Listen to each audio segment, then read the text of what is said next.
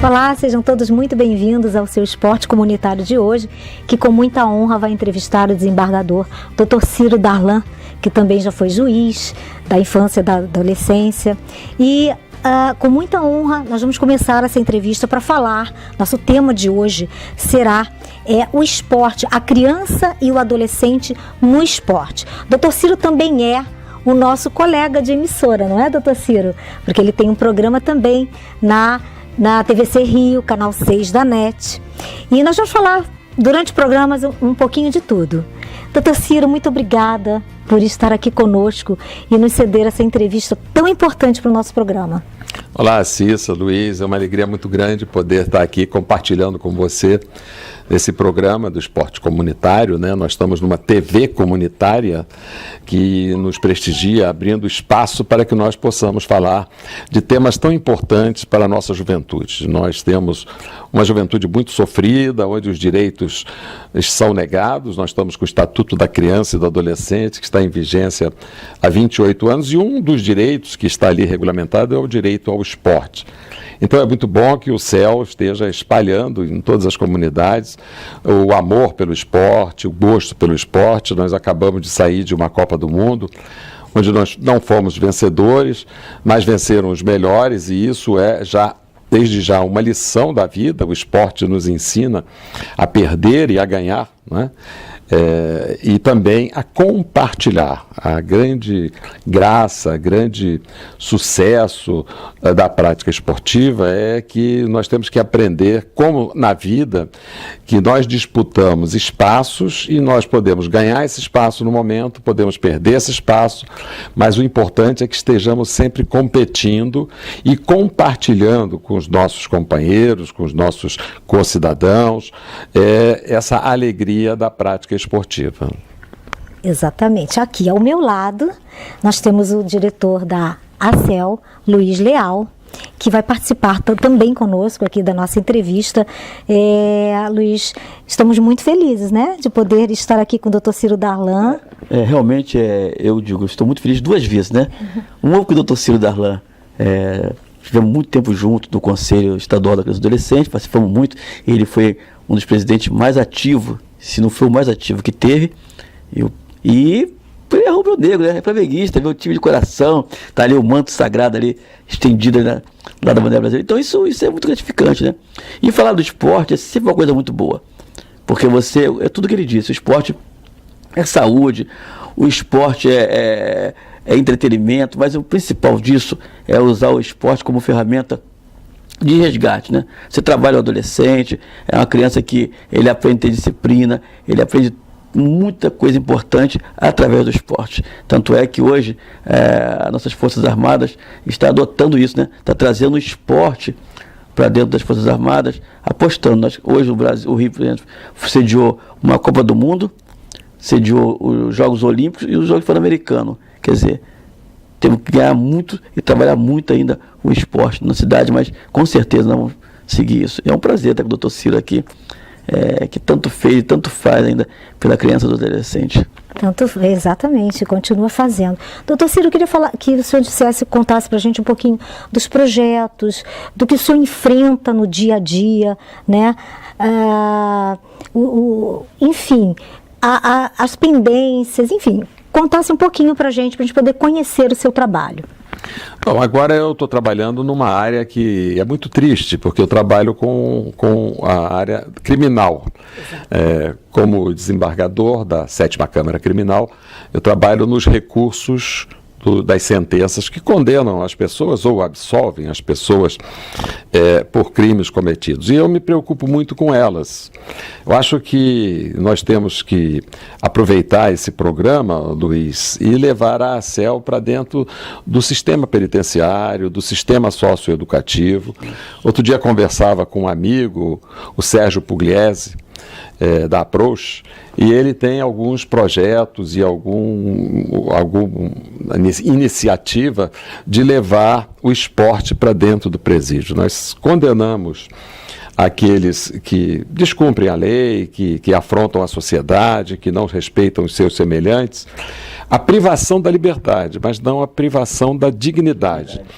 Então, se nós queremos que eles voltem, saiam de lá melhores do que quando entraram, nós temos que investir na ressocialização desses prisioneiros. Isso nós estamos fazendo através de um programa de remissão de pena através da leitura, levando, estimulando os presos a ler, porque cada preso que fizer a leitura de um livro e depois escrever a resenha desse livro, ele tem direito a 4 dias de redução da pena. E no bojo desse projeto, nós estamos com um grupo de amigos do Leme, da Zona Sul, chamado Filosofia na Praia. Vamos levar também esse debate da filosofia para dentro da cadeia. Nós até criamos um slogan: filosofia na areia, filosofia na cadeia.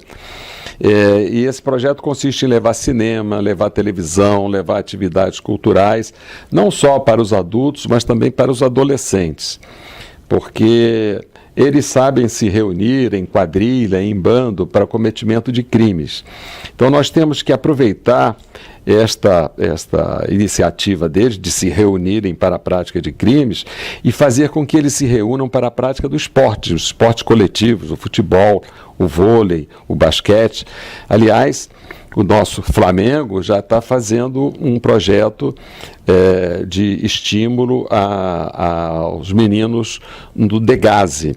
E o Fluminense está fazendo um projeto vinculado ao vôlei no Degase.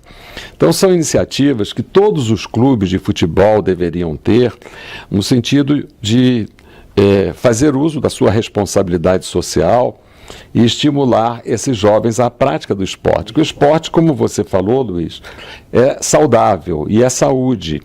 E a saúde, ela não é mais aquele conceito de tem saúde aquele que não tem doença. Tem saúde aquele que pratica todas as atividades integradas na sociedade, e dentre essas atividades mais importantes, além da educação, é o esporte. Com certeza, eu também penso isso, e eu sempre tive essa ideia de fazer um trabalho junto com o Degase, né? Na época do CRIAN, nós chegamos até a fazer alguma coisa assim ali na Penha, tinha um desses, e fizemos um torneio de futebol dentro do CRIAN, abriu espaço. Eu não sei se fechou, você acabou criando, não acompanhei mais isso aí, mas a ideia é fazer isso mesmo, colocar em cada local desse atividade, né? Como tênis de mesa, o próprio vôlei, o basquete, e enfim, todas as atividades esportivas que a gente puder colocar nesse espaço. Eu acho que isso é fundamental, porque algum tempo atrás a gente tinha um projeto que fazia isso. A gente colocou isso na Maré, né? Botava ali as crianças e incentivava a ficar praticando esporte na quadra ali o tempo todo, era futsal. E a redução de crianças e para outro, né, outra vida, foi muito grande, porque a criança começa a ocupar o tempo dela, né, aquele tempo ocioso que ela tem, que ela fica observando o que acontece ao redor dela, ela passa fazendo esporte. Ele melhorou na escola, né, melhorou com a família, com os pais e com a mãe, né, dentro de casa, melhorou com o tratamento com os irmãos, passou a ser mais, trabalhar em conjunto com a família. Então o esporte melhorou totalmente a vida dessa criança, quer dizer, integrou a criança que estava ali totalmente com a família, que é o fundamental disso. Se você não tiver o apoio da família estruturada dentro de casa, a criança não avança. Então, eu acho que o esporte, ele hoje é tudo isso, é socialização, a melhor ferramenta que tem hoje para trabalhar o jovem adolescente, eu acho que é através do esporte. E também tirando das ruas da droga, né, dos vícios, e até mesmo as pessoas que sofrem alguns acidentes e que ficam paralíticos, eles veem no esporte a nova vida se aproximando, não é? E daí galgam outros patamares e conseguem chegar, serem felizes, muito felizes, não é, doutor Ciro? No seu trabalho, o número de adolescentes que vocês resgatam é muito grande, não é? Olha, como eu disse, eu já não sou juiz da infância e da juventude já há 15 anos. Eu fui juiz durante 15 anos. Hoje são outros colegas que atuam nessa atividade. Mas eu queria informar para os nossos telespectadores também que a CBF Social, que é um departamento da CBF, através do nosso querido amigo Diogo, eles estão promovendo em todo o Brasil o esporte nas comunidades, que é um dos objetivos da associação. Então era bom procurar lá o Diogo na CBF para ver de que forma vocês podem fazer uma interligação da associação com a própria CBF, que tem recursos para isso e tem obrigação da responsabilidade social de investir no esporte. Nós já tivemos uma época em que o governo investia muito nas vilas olímpicas comunitárias, e foi uma época em que reduziu muito o número de jovens na criminalidade, porque o que leva um jovem à criminalidade é a energia que eles têm e que precisa ser direcionada para práticas boas.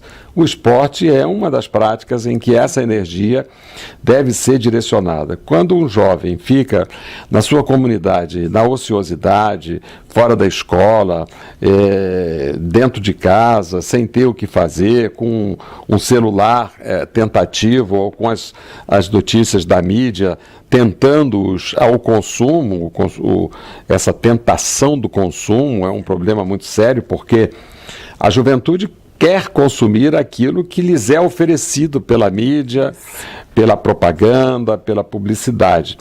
Então, uma das formas de você direcionar toda essa energia é para o esporte. É uma pena que as vilas olímpicas, veja que, coincidentemente, com o fim das vilas olímpicas, com a desativação das vilas olímpicas, aumentou muito a criminalidade e aumentou muito a guerra às drogas, que é uma guerra inútil, uma guerra sem sentido, uma guerra onde morrem muitos adolescentes e adultos inocentes e onde morrem muitos policiais.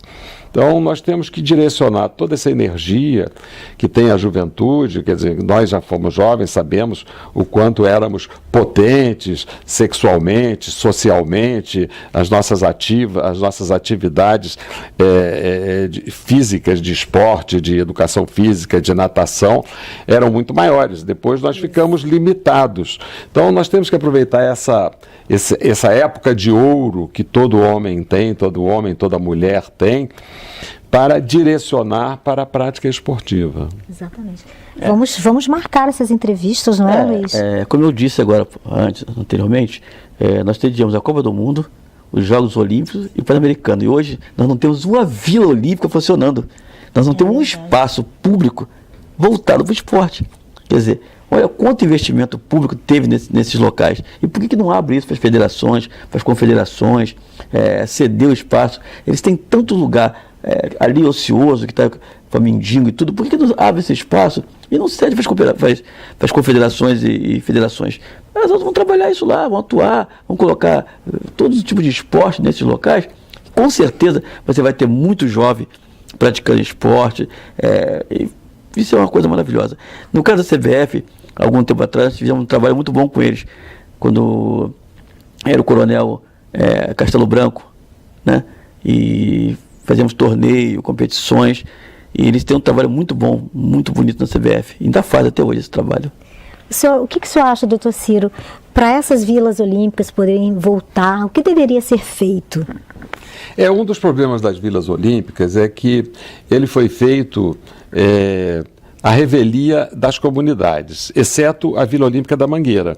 A Vila Olímpica da Mangueira, ela existe até hoje, ela funciona até hoje, porque ela foi criada, concebida pela própria comunidade da Mangueira. Sim. As outras que foram impostas, elas não foram recepcionadas pelas comunidades. Então, a primeira coisa é ouvir a comunidade, saber o que a comunidade quer, qual é o modelo de Vila Olímpica que a comunidade aceita e deseja, quais são as necessidades, né? E esse é um grande problema da ausência de políticas públicas nas comunidades mais pobres e periféricas. Não se pergunta, não se ouve essa comunidade fora em época de eleições, para aquelas costumeiras promessas que nunca são cumpridas. A comunidade tem que ser ouvida sempre, a comunidade tem que dizer o que deseja. Por exemplo, há um problema muito grande nas comunidades, que é a falta de creches. né? Certo. Onde deixar os filhos para trabalhar. Isso. Todas essas comunidades pobres são comunidades de trabalhadores. Ao contrário de que uma parcela da mídia passa, mostrando que são comunidades de criminosos, os criminosos estão ali, como estão também fora dali, como estão na Zona Sul, como estão nos bairros nobres da cidade, mas em quantidade ínfima, em quantidade muito pequena. Esse barulho todo que se faz, ela é motivada por essa guerra inglória, chamada de guerra às drogas. Ninguém quer que as drogas vençam, que as drogas viciem a nossa juventude, porque é uma outra desgraça. Mas nós temos é que educar a nossa juventude para que elas não se entreguem à escravidão das drogas. Mas esse proibicionismo, continuar proibindo a venda, o uso das drogas indiscriminadamente, é que tem causado essa guerra, que tem levado a óbito muitas pessoas. Então nós precisamos discutir, num ambiente como esse, que é um ambiente saudável, em que nós estamos falando de esporte, a regulamentação, a regularização e a regulamentação da venda e do comércio de drogas em todo o país. Os países que fizeram essa opção, eles estão reduzindo o uso de drogas, porque reduz o uso de droga pela educação e não pela violência, né? Então é preciso discutir nas escolas, nas famílias, os malefícios que a droga causa às pessoas, mas deixar que as pessoas sejam livres para escolher. Nós não somos livres quando assistimos uma partida de futebol, sobretudo quando o Flamengo está vencendo, para tomar uma cervejinha, tomar um copo de vinho. Não é uma opção nossa. E a cerveja e o copo de vinho, se não for tomado com parcimônia, se for tomado com excesso, também faz tanto mal quanto a droga. Aliás, o álcool tem matado mais do que as drogas ilícitas. Então é preciso acabar com essa hipocrisia e discutir com a sociedade a necessidade da gente regulamentar e liberar a venda, o comércio de todas as drogas. Porque não havendo esse proibicionismo, não haverá guerra, não há razão para guerra. Você não vê nenhum soldado na porta do botequim do Seu Manel que vende aguardente, que vende cachaça. Não vê, não há necessidade. Por quê? Porque é regulamentado, porque é fiscalizado, porque é tributado. Mas você vê a guerra na boca de fumo, porque resolveu-se proibir o uso de determinadas drogas que não são as que causam mais mal à saúde das pessoas. Eu concordo plenamente. Eu também, eu concordo com o doutor Ciro. E o Uruguai, nosso vizinho aqui do lado, já está fazendo isso, né? Uruguai, Portugal, são países que já estão fazendo isso. E eu vou lá atrás um pouquinho e vou aos Estados Unidos, né? Quando tinha, na época do Capone, a lei seca. E quando liberou a bebida, liberou o uísque, acabou a guerra de gangue, acabou tudo, porque passou a vender a bebida. Então eu acho que o caminho é esse caminho, discutir, levar as pessoas de casa. E a questão das Vilas Olímpicas, eu concordo com ele, tem que se discutir muito, tem que se trabalhar muito e ver realmente qual é o anseio da comunidade, né? Porque tem tanta coisa boa na comunidade, tanto esportista bom nas comunidades. Se procurar se sentar com cada um, dialogar e ouvir, você ia ter uma Vila Olímpica atuante. Eles próprios iam trabalhar nessas Vilas Olímpicas. E aí, dentro da Vila Olímpica, criar um sistema até do lado de creche, onde a mãe deixaria a criança, ela ficaria dali, depois praticaria esporte, voltaria para a creche. E eu acho que isso funcionaria muito bem. Quando você ouve tudo ao seu redor, a comunidade, a coisa funciona. Agora você coloca a coisa assim, como eles dizem lá, goela abaixo, eles não compram. Eles não aceitam, não trabalham, não participam e fica assim. Fica fechado, você tem as portas fechadas. Por outro lado, também não se cria políticas públicas de esporte. Enquanto tem um prefeito, está tudo funcionando. Aí o prefeito que vem, o governador que vem, ele não quer continuar aquele projeto que o outro colocou, ele quer mudar. E essa mudança, às vezes 6, 8 meses, acabou, para tudo. Então, quando cria políticas públicas, nenhum governador, nenhum prefeito pode mudar, porque aquela política é pública e tem que só continuar. E aí não é esse retrocesso. Porque cada vez que você muda de governo, há um retrocesso. Ele fecha as Vilas Olímpicas para fazer um trabalho dele, fazer um projeto dele, e isso fica 8, às vezes 9 meses parado. Quando volta, não tem interesse mais de ninguém quer participar. Por quê? Porque esse retrocesso, essa paralisação. E aí muda todo mundo. Desemprega as pessoas, tem aquele sujeito que está lá trabalhando na vila, mas como ele não votou, não trabalha para aquele governante, ele é retirado. Ele sai da vila, vai dar entrada numa outra pessoa que às vezes nem mora na comunidade, mas como ajudou o fulano, é que vai trabalhar ali, não tem convívio nenhum, não conhece ninguém, até ele se adaptar ali, acabou, fechou a vila, parou e fica no que está hoje, né? Tudo parado, tudo sem estar trazendo benefício nenhum para a comunidade. Isso é uma lástima. É uma pena, doutor Ciro. Eu queria que você falasse um pouquinho dos projetos próximos que vocês vão realizar, aproveitasse, mandasse uma mensagem também para esses jovens todos, que às vezes a gente vê na rua, né, e não podemos fazer muita coisa, enfim. Nós estamos muito envolvidos com esse projeto de resgate da dignidade das pessoas presas, tanto os adolescentes quanto os adultos, estimulando a prática da leitura, estimulando o estudo, né, porque a liberdade, falamos muito da libertação dos escravos, a liberdade não veio com um ato, com um decreto, a liberdade vem com conhecimento, com a cultura. As pessoas têm que aprender, têm que estudar, têm que saber e ter autoestima. Então isso tudo se desenvolve muito através do estudo, através da leitura, através da reflexão, através da convivência respeitosa entre as pessoas, respeitosa entre as diferenças de todos nós. E o Luiz estava falando aí da continuidade das políticas públicas. Um outro exemplo de que a comunidade, quando ela se apodera, funciona, é que hoje um dos poucos CIEPs que ainda funciona na sua concepção original é o CIEP Nação Mangueirense, que lá ainda tem esporte, ainda tem aprendizagem de horário integral, ainda tem atendimento na área de saúde. É o único que, na sua concepção integral de Darcy Ribeiro, ele funciona. Por quê? Porque a comunidade, ela concebeu, aceitou, adotou e mantém aquilo ali. Então, é imprescindível que em toda a política pública a comunidade seja ouvida. Você vê, tem um belo CIEPS ali na Rocinha, o CIEP Ayrton Senna, mas ele não foi adotado pela comunidade, ele foi imposto, foi colocado fora da comunidade, do outro lado da estrada, e ele não foi adotado, então ele não mantém aquelas características. É imprescindível que as pessoas assumam as políticas públicas interagindo com a comunidade. Se não interagir com a comunidade, não dá certo, porque você não pode impor àquela comunidade características diferentes dela. A gente está vendo aí a questão migratória no mundo inteiro. Por que está havendo essa migração em todos os continentes, sobretudo no continente africano?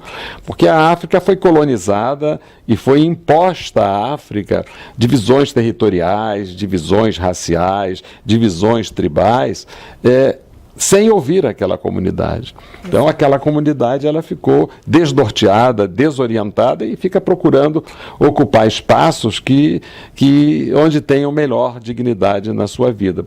Por isso nós temos que aprender com a história a lição de que não podemos continuar repetindo os mesmos erros.